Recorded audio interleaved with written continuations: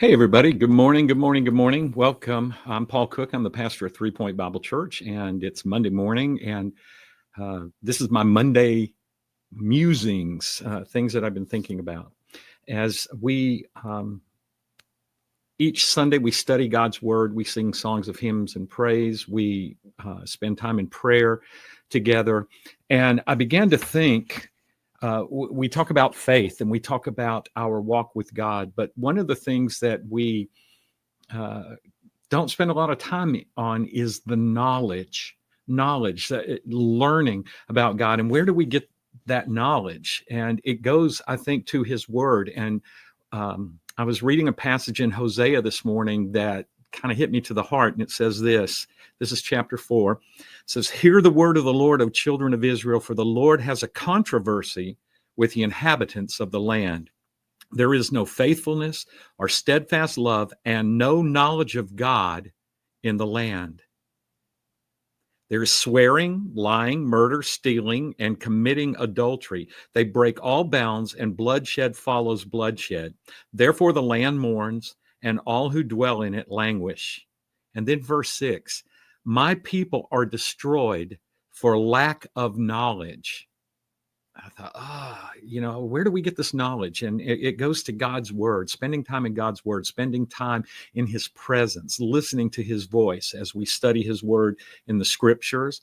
But the Bible also says that Jesus is the word, and spending time in the presence of Jesus, whether it's in prayer or just quietly sitting at his feet, listening to him. As we study, we've given several different tools. One of the things that we're doing is we passed out a devotional book to everybody in the church, and I encourage everybody to be a part of that. And if you'd like one, just let me know. But to spend time in a short devotion, but then meditate on the verses that are there. Today, it was talking about God using damaged people, how when Peter denied Christ, you can imagine what he felt like. And he went back to what he knew. He went back to fishing. And, just imagine how heartbroken he felt that he had denied his master. And yet when Jesus comes back and restores him, he turns him into one of the most powerful pastors of the time. And in fact, the church was built on Peter and his ministry. Paul writes a letter to Timothy, and in his letter, he says this: "Do your best to present yourself to God as one approved, a worker who has no need to be ashamed, rightly handling the word of truth." What's the word of truth? It's the scriptures. When somebody comes up and says, "Well, I think this, I think Jesus would do this. Why does the church do this? How can God let this happen?" How do we handle those conversations, those difficult conversations with people maybe that we love even? It's by getting into his word.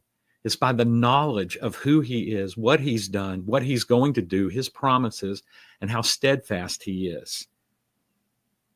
James says this: "Therefore put away all filthiness and rampant wickedness, and receive with meekness the implanted word, which is able to save your soul." The implanted word, Jesus in us. And again, the psalm that we're all familiar with: "Your word is a lamp to my feet and a light to my path." I would love to hear what your thoughts are about getting into God's word, spending time in the knowledge and learning about Christ. Let me know what you think. If you have any specific prayer requests, just give me a buzz and let me know, and I will be glad to pray for you. Thanks for joining me, and I hope you have a wonderful day. Bye-bye.